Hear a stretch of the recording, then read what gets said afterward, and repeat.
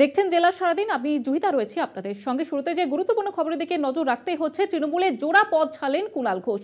দলের রাজ্য সাধারণ সম্পাদক এবং মুখপাত্রের পদে থাকতে চাইছি না, সিস্টেমে আমি মিসফিট, দল বদলের রচনা বরদাস্ত নয়, এক্স হ্যান্ডেলে পোস্ট করেছেন তিনি। এবং তারপরে কিন্তু জল্পনা একেবারে তুঙ্গে, দল বদলে জল্পনাকে উড়িয়ে পোস্ট করেছেন কুণাল ঘোষ। এর বিষয়ে আরো বিস্তারিত জানবো, বিশেষ প্রতিনিধি দেবজ্যোতি ঘোষ রয়েছে টেলিফোন লাইনে। দেবজ্যোতি, এই যে আজকের কুণাল ঘোষের এই পোস্ট কতটা গুরুত্বপূর্ণ এবং কোন দিকে ইঙ্গিত দিচ্ছে বলে মনে হচ্ছে?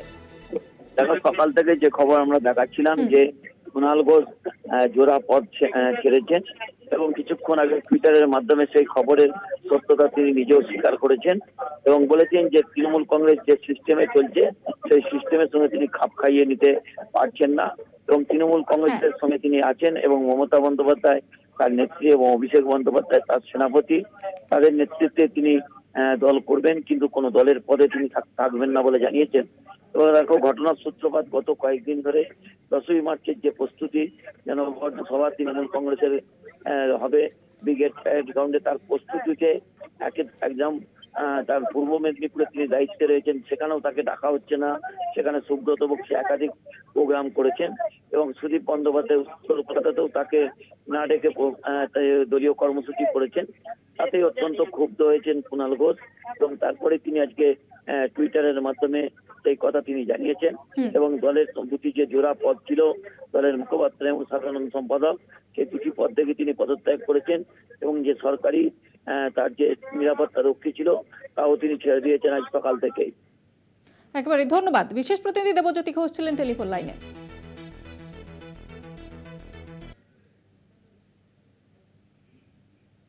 এই মুহূর্তে নজর রাখবো রাজভবনের দিকে। মমতা বন্দ্যোপাধ্যায় সেখানে পৌঁছে গিয়েছেন। আজকে প্রধানমন্ত্রী নরেন্দ্র মোদীর সঙ্গে তার সৌজন্য সাক্ষাৎ রয়েছে, বৈঠক রয়েছে দুই প্রধানের মধ্যে এবং যেমনটা জানা যাচ্ছে একাধিক বিষয়ে সরব হতে পারেন মমতা বন্দ্যোপাধ্যায়। এর আগে বারবার সরব হয়েছেন মমতা বন্দ্যোপাধ্যায়, একাধিক বিষয়ে সরব হয়েছেন এবং বঞ্চনার কেন্দ্রে বঞ্চনার প্রতিবাদে কিন্তু তিনি সরব হয়েছেন এবং আজকের এই বৈঠকে তিনি কিন্তু এই বিষয়গুলি তুলে ধরতে পারেন এমনটাই মনে করা হচ্ছে। রাজভবনে সৌজন্য সাক্ষাৎ প্রধানমন্ত্রীর সঙ্গে মুখ্যমন্ত্রী। কথা বলবো, প্রতিনিধি দেবাশিস সেনগুপ্ত রয়েছে টেলিফোন লাইনে। দেবাশিস, আজকে এই কোন কোন বিষয়গুলি মমতা বন্দ্যোপাধ্যায় তুলে ধরতে পারেন? প্রথমে হচ্ছে যে দেশের প্রধান এসছে রাজ্যে, এই রাজ্যের প্রধানও সেখানে গিয়েছে, এটা প্রোটোকল। সেই প্রোটোকলের জায়গায় যেমন সাক্ষাৎ হয়েছে এর মধ্যে এবং তারপরে আলোচনা হতে পারে। এটা রাজনৈতিক মহলের ধারণা যে রাজ্যের বকেয়া নিয়ে যদি মমতা বন্দ্যোপাধ্যায় এবং তার দল তৃণমূল কংগ্রেস সরব, সেই জায়গায় উঠে আসতে পারে সেই যে বকেয়া, রাজ্যের প্রতি যে বঞ্চনা, সেই বঞ্চনার বিষয়গুলো উঠে আসতে পারে। একদিকে 100 দিনের কাজের টাকা, অপরদিকে আবাস যোজনার টাকা, বিভিন্ন কেন্দ্রীয় প্রকল্পের বরাদ্দ বন্ধ করে দেওয়া, অনেক প্রকল্পের শেয়ারিং কমিয়ে দেওয়া, এই সবগুলো আলোচনায় উঠে আসতে পারে।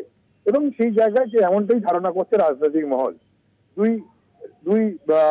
দুই প্রধান প্রশাসনিক প্রধান এক জায়গায় হয়েছে, এগুলোই আলোচনার বিষয়বস্তু আসতে পারে।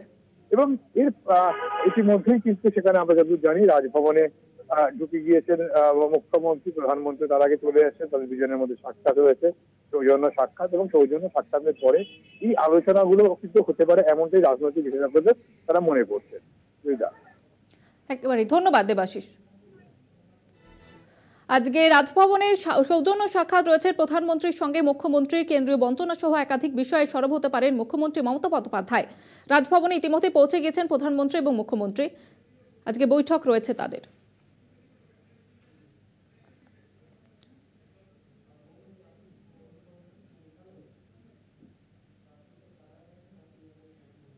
সামনেই লোকসভা নির্বাচন, নির্ঘণ্ট যদিও এখনো পর্যন্ত প্রকাশ করা হয়নি, তবে রাজ্যে ইতিমধ্যেই পৌঁছতে শুরু করে দিয়েছে কেন্দ্র বাহিনী। আপনাদের জানিয়ে রাখবো যে আজকে কিন্তু 100 কোম্পানি কেন্দ্র বাহিনী পৌঁছানোর কথা রয়েছে, সেই মতোই কিন্তু সকাল থেকে বিভিন্ন জায়গাতেই কেন্দ্র বাহিনী পৌঁছাতে শুরু করে দিয়েছে। লোকসভা নির্বাচনের দামামা ইতিমধ্যেই বেজে গিয়েছে, যদিও দিনক্ষণ এখনো পর্যন্ত ঠিক হয়নি, তবে নির্বাচন কমিশনের নির্দেশ অনুযায়ী ইতিমধ্যেই বাংলায় পৌঁছতে শুরু করে দিয়েছে কেন্দ্র বাহিনী। জলপাইগুড়ি, রায়গঞ্জ সহ একাধিক জায়গায় কেন্দ্র বাহিনী ইতিমধ্যেই পৌঁছতে শুরু করে দিয়েছে। দেখতে পাচ্ছেন সেই ছবি, রায়গঞ্জ এবং জলপাইগুড়ির ছবি। ইতিমধ্যেই কেন্দ্র বাহিনী বাংলায় ঢুকতে শুরু করে দিয়েছে। 100 কোম্পানি কেন্দ্র বাহিনী আজকে বাংলায় আসার কথা রয়েছে, সেই মতোই কিন্তু নির্বাচন কমিশনের নির্দেশ অনুযায়ী আজকে থেকে শুরু হয়ে গিয়েছে বাংলায় কেন্দ্র বাহিনী আসার। লোকসভা ভোটের জন্য রাজ্যে কেন্দ্রীয় বাহিনী ইতিমধ্যে পৌঁছে গিয়েছে। একাধিক জায়গায় আজকে পৌঁছতে শুরু করে দিয়েছে কেন্দ্রীয় বাহিনী। জলপাইগুড়ির ছবি আপনারা দেখতে পাচ্ছেন, সেই সঙ্গে সঙ্গে উত্তর দিনাজপুরেও কেন্দ্রীয় বাহিনী পৌঁছে গিয়েছে, সেই ছবি আপনারা দেখতে পাচ্ছেন। ভোটের দিন ঘোষণার আগেই রাজ্যে কেন্দ্রীয় বাহিনী এবং যেমনটা নির্বাচন কমিশনের তরফ থেকে জানানো হয়েছিল যে শুক্রবার কিন্তু 100 কোম্পানি কেন্দ্রীয় বাহিনী বাংলায় আসবে, সেই মতোই সকাল থেকে পৌঁছাতে শুরু করে দিয়েছে কেন্দ্রীয় বাহিনী। জলপাইগুড়ির ছবি আপনারা দেখতে পাচ্ছেন, সেখানেও কেন্দ্রীয় বাহিনী জওয়ানরা পৌঁছে গিয়েছে, কেন্দ্রীয় বাহিনী পৌঁছে গিয়েছে এবং উত্তর দিনাজপুরের রায়গঞ্জে সেখানেও পৌঁছে গিয়েছে কেন্দ্রীয় বাহিনী। ভোটের দিনক্ষণ যদিও এখনো পর্যন্ত ঠিক হয়নি, তবে দামামা বেজে গিয়েছে এবং রাজনৈতিক নেতৃত্বরাও কিন্তু একেবারে শুরু করে দিয়েছে তাদের কাজ এবং নির্বাচন কমিশনের নির্দেশ অনুযায়ী বাংলায় কেন্দ্রীয় বাহিনী ইতিমধ্যে ঢুকতে শুরু করে দিয়েছে। রাজ্যে বিভিন্ন জায়গায় ইতিমধ্যে পৌঁছতে শুরু করেছে কেন্দ্রীয় বাহিনী। 100 কোম্পানি কেন্দ্রীয় বাহিনী পৌঁছানোর কথা রয়েছে এবং সেই মতোই জলপাইগুড়ি এবং উত্তর দিনাজপুরে কিন্তু পৌঁছে গিয়েছে কেন্দ্রীয় বাহিনী।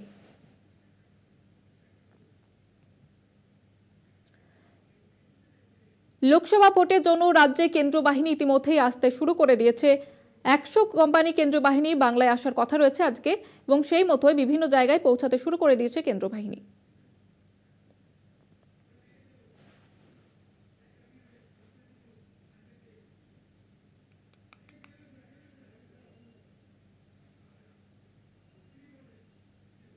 মুখ্যমন্ত্রী মমতা বন্দ্যোপাধ্যায় রেড রোডে ধর্ণা মঞ্চ থেকে ঘোষণা করেছিলেন 100 দিনের কাজের টাকা রাজ্য সরকার মিটিয়ে দেবে। সেই কথা মতোই 26শে ফেব্রুয়ারি থেকে শুরু হয়ে গেছে 100 দিনের বকেয়া মেটানোর কাজ। জেলায় জেলায় বকেয়া টাকা পেয়ে খুশি 100 দিনের কাজের কর্মীরা।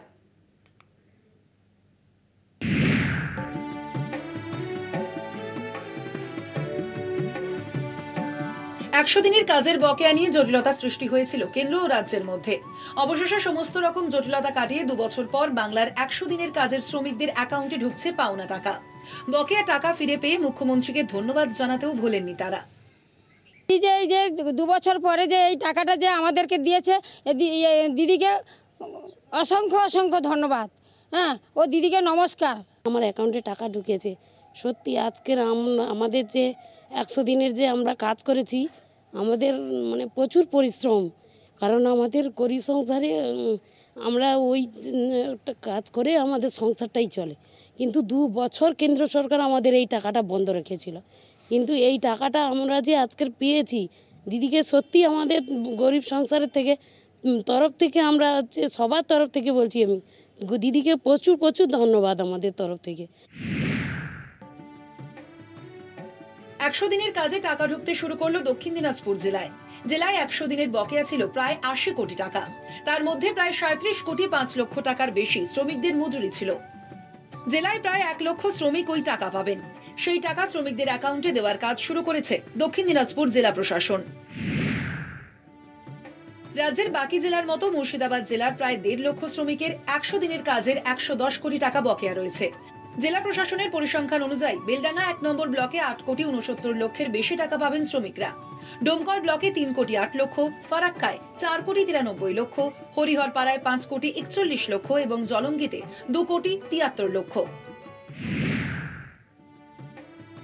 প্রশাসনের দাবি জিয়াগঞ্জ ব্লকে 5 কোটি 29 লক্ষ, নবগ্রাম ব্লকে 10 কোটি 39 লক্ষ, সাগরদিঘি ব্লকে 9 কোটি 27 লক্ষ, শামশেরগঞ্জ ব্লকে 1 কোটি 92 লক্ষ বকেয়া টাকা পাচ্ছেন জেলার বঞ্চিত শ্রমিকরা। তবে যাদের ব্যাংক অ্যাকাউন্ট ঠিক নেই বা চালু নেই, অথবা যাদের মৃত্যু হয়েছে বা অন্য কোনো সমস্যা রয়েছে, তারা দ্বিতীয় পর্যায়ে টাকা পাবেন বলে জানা গেছে। এদিকে পশ্চিম বর্ধমান জেলার 8টি ব্লকে বকেয়া টাকা পাঞ্জাব ন্যাশনাল ব্যাংকের বিভিন্ন শাখায় পাঠিয়ে দেওয়া হয়, যার মধ্যে অন্ডাল ব্লকের জন্য 1 কোটি 15 লক্ষ 64,563 টাকা, দুর্গাপুর ফরিদপুরের জন্য 2 কোটি 73 লক্ষ 85,322 টাকা, কাঁকসা ব্লকের জন্য 6 কোটি 33 লক্ষ 50,689 টাকা মঞ্জুর হয়েছে। পূর্ব বর্ধমান জেলার 100 দিনের কাজের মোট বকেয়া টাকার পরিমাণ 86 কোটি 11 লক্ষ 56,334 টাকা। 5,099 জন শ্রমিকের পারিশ্রমিক বকেয়া রয়েছে। পাশাপাশি বীরভূম জেলায় 166 কোটির মধ্যে বকেয়া মিলেছে 133 কোটি টাকা। কলকাতা টিভি। এখন সময় একটি বিরতির পর ফিরছি, সঙ্গে থাকুন। ফিরে এলাম বিরতির পর। নজর রাখবো যে খবরের দিকে। গুমায় উপপ্রধান খুনের নয়া মোড়। গ্রেপ্তার হওয়া পলাশ শর্মার বাড়ির কাঠের ভুসির মধ্যে আগ্নেয়াস্ত্র উদ্ধার। খুনের জায়গা থেকে 100 মিটারের মধ্যে আগ্নেয়াস্ত্রটি উদ্ধার হয়। গুমার উপপ্রধান খুনে অভিযুক্তের বাড়ির কাছ থেকে উদ্ধার আগ্নেয়াস্ত্র। ইতিমধ্যেই খুনের অন্যতম অভিযুক্ত পলাশ শর্মাকে গ্রেপ্তার করেছে পুলিশ। তবে শুক্রবার মূল অভিযুক্ত গৌতম দাসের বাড়িতে ভাঙচুর চালায় বিক্ষুব্ধ জনতা। এদিন পুলিশ হেফাজতে থাকা পলাশের বাড়ির কাছে কাঠের ভুসি বিক্রি হচ্ছিল, সেখান থেকেই আগ্নেয়াস্ত্র উদ্ধার হয়। আগ্নেয়াস্ত্র পাওয়ার খবরে উত্তেজনা ছড়িয়ে পড়ে গুমায়। রাস্তার টায়ার জ্বালিয়ে প্রতিবাদ শুরু করেন তারা। ঘটনাস্থলে উত্তেজনার পারদ বাড়ে ক্রমশই। 24 ঘন্টা বন্ধের ডাক দেন স্থানীয়রা। পুলিশকে তাড়া করেন স্থানীয়রা। 24 ঘন্টার মধ্যে মূল আসামিকে ধরা হবে বলে আশ্বাস দিয়েছিলেন অশোকনগরের বিধায়ক তথা উত্তর 24 পরগনার জেলা পরিষদের সভাধিপতি নারায়ণ গোস্বামী। তারপরও গ্রেফতার হয়নি মূল অভিযুক্ত। সকালবেলা আজকে একেবারে ছোটোখাটো বিক্ষিপ্ত দু একটা ঘটনা ঘটেছে, এটা খুব একটা বড় করে আমরা দেখছি না, কারণ বিজন অত্যন্ত জনপ্রিয় মানুষ আর তার একটা ক্ষোভের বহিঃপ্রকাশ থাকতে পারে। তবুও সাধারণ মানুষের কাছে অনুরোধ রাখব যে রাজ্য সরকার মমতা ব্যানার্জির পুলিশ প্রশাসনের ওপরে ভরসা রাখুন, আস্থা রাখুন, নিরপেক্ষ তদন্ত হবে, আবেগের বশে কেউ আইন হাতে তুলে নেবেন না। এই ঘটনার প্রেক্ষিতে বদল করা হয়েছে অশোকনগর থানার ওসি বলাই ঘোষকে। এলাকাবাসীর দাবি উপপ্রধান বিজন দাস প্রতিবাদী স্বভাবের ছিলেন। অনৈতিক কাজে প্রতিবাদ করতে গিয়ে খুন হতে হলো তাঁকে। অভিযুক্ত গৌতম দাস জমি ব্যবসার সঙ্গে যুক্ত ছিলেন বলে খবর। খুনের দিন এক নিমন্ত্রণ বাড়ি থেকে বেরোনোর সময়ই বিজন দাসকে গৌতম গুলি করে চম্পট দেয় বলে খবর। তারই প্রতিবাদে পুলিশের সামনেই বিক্ষোভে ফেটে পড়েন এলাকাবাসী। ঘটনার প্রতিবাদে সামিল বিরোধীরা। খুনের রাজনীতি আমরা বিশ্বাস করি না, সে তৃণমূল কংগ্রেসের নেতা হোক আর যেই হোক। সুতরাং আমরা এই ঘটনার সিবিআই তদন্তের দাবি করছি। বাংলার পুলিশের উপর কোনো বিশ্বাস নেই। সুতরাং এই ঘটনার আজকে যারা যে বিক্ষোভ হয়েছে সেই বিক্ষোভের নেতৃত্ব দিয়েছে ওখানকার যুব তৃণমূলের নেতা সুশান্ত দাস। তিনিও বলেছেন যে যাদেরকে গ্রেপ্তার করা হয়েছে তার মাথাকে খুঁজতে হবে। তো মাথা খুঁজতে গেলে এই পশ্চিমবঙ্গ পুলিশ দিয়ে মাথা খোঁজা যাবে না। মাথা খুঁজতে গেলে সিবিআই তদন্তের দাবি আমরা করছি। তৃণমূলের গোষ্ঠী দ্বন্দ্ব, ক্ষমতার লড়াই, বখরার লড়াই কে জানে না। মাটি ভরাট, ব্যবসা, জমি, তার দলিল এদিক ওদিক করে দিয়ে টাকার ব্যবস্থা করা, এ লড়াই তো চলছেই। যেখানে যতটুকু সুযোগ আছে তৃণমূলের বাহিনী কে লুট করবে, কে বড় নেতা হবে, কে বকরা বেশি হবে, তার লড়াই। উপপ্রধান খুন হয়েছে। গুমা খুনে এখনো ধরা পড়েনি মূল অভিযুক্ত। নেহাতি জমি বিবাদ নাকি তৃণমূলের গোষ্ঠীকন্দল, উঠছে প্রশ্ন। গ্রেফতার না করে কাকে আড়াল করতে চাইছে পুলিশ, উঠছে সে প্রশ্ন। গুমা থেকে ভক্তিদের রিপোর্ট, কলকাতা টিভি। জটিল অপারেশনের সাফল্য রানাঘাট মহকুমা হাসপাতালের চিকিৎসকদের। রোগীর শরীর থেকে বিশালাকার টিউমার বের করলেন চিকিৎসকরা। হাসপাতাল কর্তৃপক্ষকে ধন্যবাদ জানাচ্ছেন রোগীর আত্মীয় পরিজনরা। নদিয়া থানার পাড়ার টোপলার বাসিন্দা এক মহিলাকে সুস্থ করলেন রানাঘাট মহকুমা হাসপাতালের চিকিৎসকরা। রানাঘাটের টোপলার বাসিন্দা এক মহিলা হাসপাতালে ভর্তি হয়েছিলেন। গত কয়েক মাস ধরে তার শরীর ক্রমশ খারাপ হচ্ছিল। প্রাথমিকভাবে মহিলাকে অন্তঃসত্ত্বা বলে মনে করেছিলেন চিকিৎসকরা। পরে বোঝা যায় জরায়ুতে বিশালাকার একটি টিউমার রয়েছে। অপারেশন করে 3 কেজি 700 গ্রাম ওজনের টিউমারটি বের করেন চিকিৎসকরা। আপাতত সুস্থতার পথে সেই মহিলা।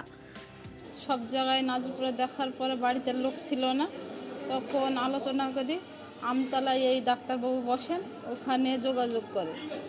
ওইখান থেকে নিয়ে এখানে। কোথায় নিয়ে এসেছেন? রানাঘাটে। এত দূরে নিয়ে আসলেন কেন? মানে রোগীর চিকিৎসা হচ্ছে তো এখানে? হ্যাঁ হচ্ছে। প্রথমে বেসরকারি হাসপাতালে অপারেশনের কথা ভেবেছিলেন রোগীর আত্মীয়রা। পরে খরচের কথা ভেবে সেই সিদ্ধান্ত থেকে সরে যান তারা। দায়িত্ব নিয়ে টিউমার বের করার সিদ্ধান্ত নেন ডাক্তাররা। পেশেন্টের পেটে টিউমার আছে এবং টিউমারটা জরায়ু থেকেই উৎপন্ন হয়েছে। তারপরে ইউএসজি করলাম, অন্য ব্লাড ইনভেস্টিগেশন করলাম, করে পেশেন্টটাকে ইমিডিয়েটলি আমরা অপারেশনের জন্য রেডি করলাম। অ্যানাস্থেটিক ফিটনেস নেওয়ার পরে অপারেশনে রেডি করলাম। তারপরে পেশেন্টটাকে হিস্টেক্টমি করা হলো। আজকে 1 বোতল ব্লাড দেওয়া হয়েছে। পেশেন্টটা এখন সম্পূর্ণ সুস্থ আছে। সংবাদ মাধ্যমে প্রচার হয়েছে, হয়তো সেইগুলো দেখে তারা জেনেছে রানাঘাটে গেলে হয়তো এর সুরাহা হতে পারে। এই জন্যই হয়তো আমাদের এখানে এসছেন। এই জন্য আমরাও গর্ববোধ করি যে মানুষ আমাদের পরে ভরসা রাখে। আমরা চেষ্টা করছি সেই ভরসাকে, তাদের সেই ভরসার জায়গাটা তৈরি করতে পেরেছি, এটাই আমাদের সবথেকে আনন্দের বিষয়। খরচবহুল বেসরকারি হাসপাতালে চিকিৎসা পান না অনেক রোগী। জটিল চিকিৎসার জন্য সরকারি হাসপাতালের ওপর ভরসাও করতে পারেন না অনেকে। এই পরিস্থিতি রানাঘাট হাসপাতালের পদক্ষেপ অন্যান্য সরকারি হাসপাতালকেও যে ভরসা যোগাবে তা বলাই বাহুল্য। রানাঘাট থেকে পিন্টু বণিকের রিপোর্ট, কলকাতা টিভি। জেলার সারাদিন এখন এই পর্যন্তই। দেখতে থাকুন কলকাতা টিভি, রাত দিন 7 দিন।